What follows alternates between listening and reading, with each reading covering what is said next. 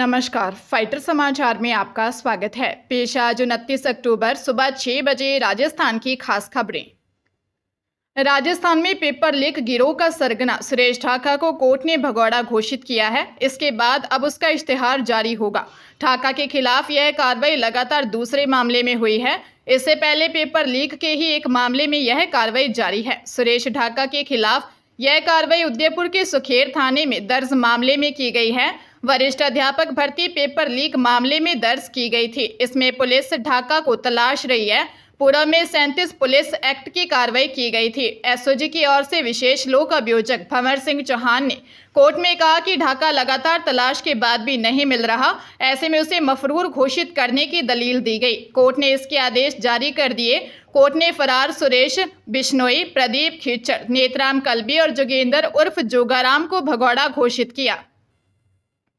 भरतपुर के जगन्नाथ पहाड़िया medical college में हुई रैगिंग के मामले में कॉलेज प्रशासन ने 10 सीनियर स्टूडेंट को 7 दिन के लिए निष्कासित कर दिया है। कॉलेज प्रशासन ने रैगिंग के मामले में 7 छात्राएं और 3 छात्रों को दोषी माना है। दीपावली की छुट्टियों के बाद 10 स्टूडेंट की पनिशमेंट शुरू हो जाएगी। घटना 21 अक्टूबर की है। मेडिकल कॉलेज में एक साथ 13 छात्राओं के साथ रैगिंग की गई। 10 स्टूडेंट ने एमबीबीएस फर्स्ट ईयर की 13 छात्राओं को कॉमन रूम में रोका और उनसे उनकी पसंद पूछी गई और गाना गाने के लिए मजबूर किया गया। जैसे ही मामला प्रिंसिपल के संज्ञान में आया तो प्रिंसिपल ने तुरंत एंटी रैगिंग कमेटी को एक्टिव कर दिया।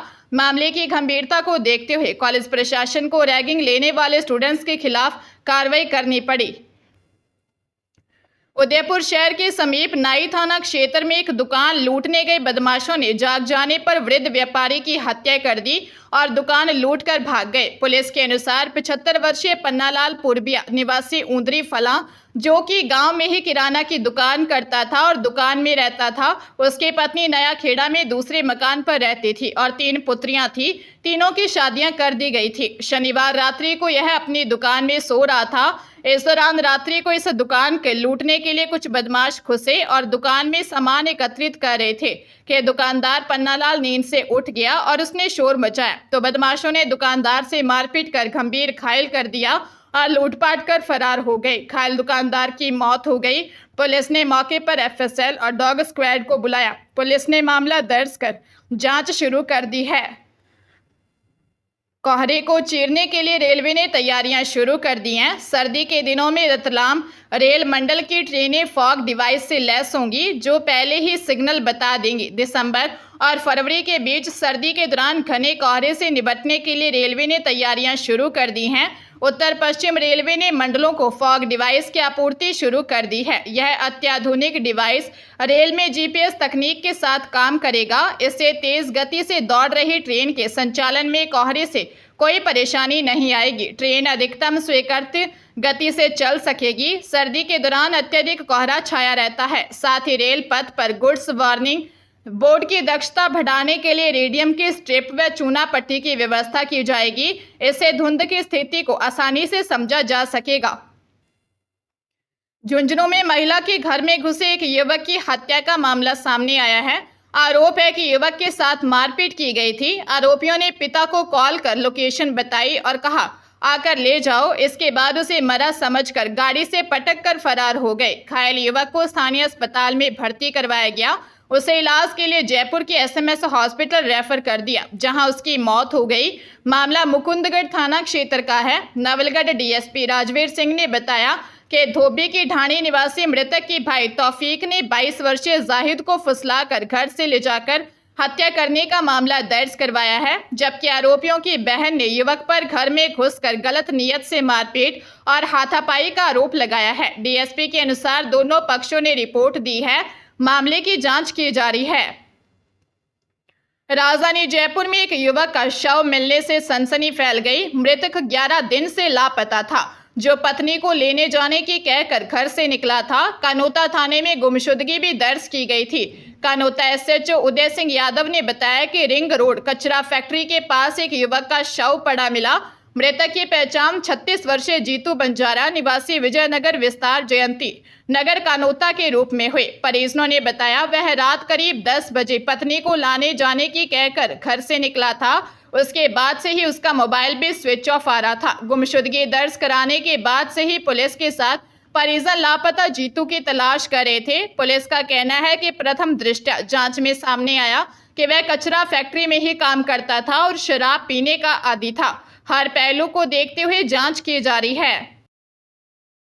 हरियाणा के जींद जिले के छात्र गांव के उपभोक्ता मंत्रालय के कर्मचारी को मोबाइल पर गैस का बिल भरने का मैसेज आया, जिस पर क्लिक करते ही उसके बैंक खाते से 1 लाख रुपए कट गए। साइबर थाने में उचाना क्षेत्र के गांव छात्र निवासी जोगेंद्र ने बताया कि वह उपभोक्ता मंत्रालय दिल्ली में नौकरी करता है। फिलहाल वह दिल्ली में ही हनुमान नगर में रहता है।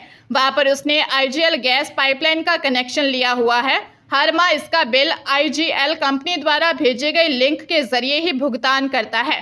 15 तारीख को उसके मोबाइल पर व्हाट्सएप लिंक प्राप्त हुआ। यह मैसेज बिल्कुल वैसा ही था जिस तरह आईजीएल कंपनी से आता है। उसने लिंक पर क्लिक किया तो उसके खाते से 95,000 एक बार, 5,000 दूसरी बार कट गए। पुलिस ने मामला दर्ज कर जांच शुरू कर दी है।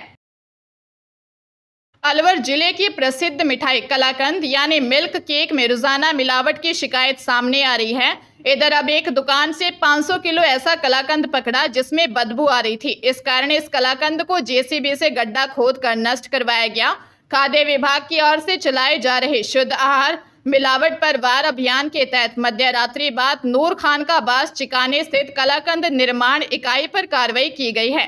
चिकाने स्थित चौकी के पुलिस प्रशासन के साथ मिलकर खाद्य सुरक्षा अधिकारी केशव गोयल, अशोक लखेरा एवं रोशनलाल यादव ने बदबू मार रहे 500 किलो कलाकंद को जेसीबी से गड्ढा खुदवाकर नष्ट करवाया। विक्रेता रशीद खान ने उक्त कलाकंद मिठाई जो बाजार में बिक्री के लिए बनाकर रखा था, उक्त कलाकंद का मौके से नमूना भी लिया गया। बीकानेर जिले के छतरगढ़ थाना क्षेत्र में नाबालिग को डरा धमकाकर दुष्कर्म करने का मामला सामने आया है। पीड़िता ने बताया कि 1 माह पहले वह खेत में अकेली थी और नहा रही थी।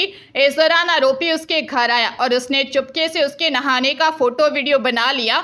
जब वह नहाकर बाहर आई तो आरोपी ने फोटो दिखाकर धमकी दी और कहा कि अगर तुमने मेरी बात नहीं मानी तो फोटो वीडियो वायरल कर दूंगा। उसी रात को आरोपी ने पीड़िता को फोन कर घर से बाहर बुलाया और बाइक पर बैठाकर अपने खेत ले गया, जहां रेप कर वीडियो बना लिया। 25 अक्टूबर को पीड़िता अपने किसी रिश्तेदार के घर गई थी। वहां से रात को वापस घर आ रही थी तो आरोपी अपने साथी के साथ रास्ते में मिला और जबरन बाइक पर ले गया और दुष्कर्म किया। पुलिस मामले की जांच कर रही है। अजमेर जिले में जमीन बेचने का झांसा देकर 5,10,000 रुपये हड़पने के मामले में फरार 10,000 रुपये के इनामी अपराधी को जयपुर से गिरफ्तार किया गया है। आरोपी को कृष्णगंज थाना पुलिस और पुलिस की जिला विशेष टीम ने संयुक्त कार्रवाई कर पकड़ा। एसपी वंदिता राणा के अनुसार आरोपी पसंद नगर कोटड़ा निवासी 47 वर्षीय जगदीश मोहरा है। वह साल 2011 से परिवार सहित फरार था। उसके खिलाफ शिव विहार, अभियंता नगर, वैशाली नगर निवासी विकास ढलवाल ने साल 2011 में 13 सितंबर को कृष्णगंज पुलिस थाने में जमीन बेचने का झांसा देकर 5,10,000 रुपये हड़पने का मामला दर्ज करवाया था। जगदीश जयपुर में अपने परिवार के साथ जगह बदल कर रह रहा था।